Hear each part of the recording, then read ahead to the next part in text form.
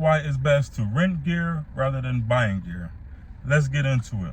So if you're like me, you drooling over the latest camera gear, the latest lenses, the latest lighting, the latest audio mics or whatever, even the latest tripods. You want to try it out, right? That's how I feel. So my name is Corey, and I'd like to welcome you back to my channel. This is building a production agency while working full-time. I am a full-time machinist, and I am building a production agency from the ground up. I recently expanded my photography business into videography, and I've only had a camera for less than 2 years, so I don't have the expenses to buy new camera gear whenever I want it.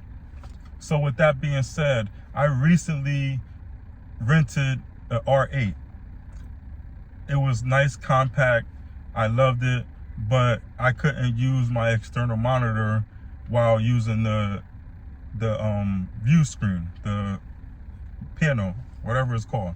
But so with that, I wasn't able to manually focus, not manually focus, but touch focus while I was recording the football game. So that was one reason why I wasn't crazy about the R8. And another reason is that it kept overheating. Because it's such a small camera, it doesn't have that thermal, that internal thermal like the R5 or the EOS, or even the EOS R has. The EOS R never overheated on me. So that's one reason why it's good to rent gear rather than buying it, because I had my eyes on the R8 for so long and I wanted to buy it outright, but I said, let me just rent it before I buy it, just to see how it is, how it feels, if I really like it. So I'm happy that I did that. Another reason why it's good to rent gear rather than buying it, you don't have to spend the $3,000 for the cameras. Nowadays, cameras cost $2,500, $3,000. Even I saw that the A9 III is like $5,000. It's insane how much camera gear costs nowadays. And I recently rented the R6 Mark II, and that camera is roughly $2,000, give or take a little. And I only spent a fraction of that amount just to rent it for 7 days. And I love it. You know, I love the camera. It's fast. The autofocus is amazing. And I just love the fact that I'm able to rent it for $100 and something rather than having to spend the $2,000 on it. So that was one thing. I seen all these cameras, the R5 Mark II, even the Sony A7R5, all the new camera gear, and it's just crazy how much it costs. So it's great that you're able to rent it for 5 days, for 7 days, even if it's for 3 days. That's great that you have lens. Well, I use lens rentals, and it's great that they are fast with their shipping. I rented it, I placed the order on, I believe, a Wednesday or a Tuesday, and it was here Thursday. Like, that's insane. You know, they shipped it out the same day. And it's very convenient being able to rent gear rather than buying it straight out. And say if you have a wedding coming up and you don't own a 70 to 200, you can easily rent the gear for 1 or 2 days, and it'll be like $70 for 2 days, and probably not even that much. So it's good to rent. You can rent when you need it, you know.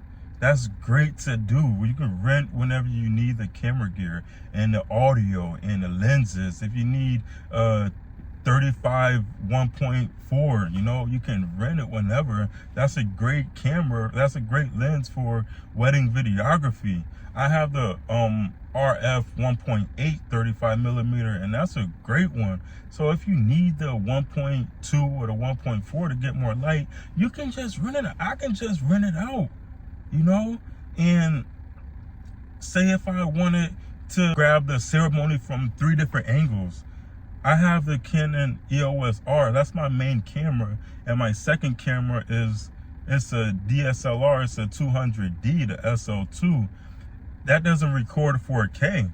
My EOS R does. It's at a crop, but it records 4K up to 30 frames. So that 24 frames, that it'll be in like no problem for me to record. But that was only one camera, so it would be no problem for me to order 2 R6 Mark IIs or another 2 EOS Rs, you know, and I can have it for a day or 2 and then ship it right back. They include the shipping label as well. So that's another good reason why it's better to rent rather than to buy. And another reason is you get to test out the new gear, you know. Say if you on say if I have the EOS R7, that's a crop sensor camera. What if I want to switch to the R6 Mark II or the R5? I'll get a feel and I'll get the transition on switching from a crop sensor to a full frame. And that's another good reason why it's great to rent gear rather than buying it. And if you're just starting out, you're not going to have the latest, greatest gear. You know, if you're a new videographer, you're a new photographer, instead of buying your first camera, instead of buying your first mirrorless camera, rent it out. Rent it out for $150 or $130. I believe that's how much the R6 Mark II costs. Of course, you got to pay for the shipping and taxes, but the it's like $135 for 7 days. You can't beat that. And think about the return on interest you'll make from that, from 1 gig. You know, you order the lens for 1 gig, that pays for itself right there. That pays for it. So if you're a new videographer or a new photographer, rent your gear out. Rent it out.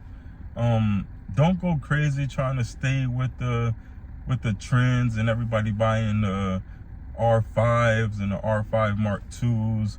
Rent it out. I have an EOS R, but I rent out other camera gear. I rented out the R6 Mark II. I rented out the R8. I'm thinking about renting out the RF, the 70 to 200, even in the 24 to 70. That would be great with the R6 Mark II. And I'm hearing good things about the 28 to 70, the F2. It's just so easy, and it's just so what is the word I'm thinking of? It's so convenient to rent rather than spending the lump sum $2,000, $3,000 on cameras and lenses, and you can just rent it for $100 for 7 days.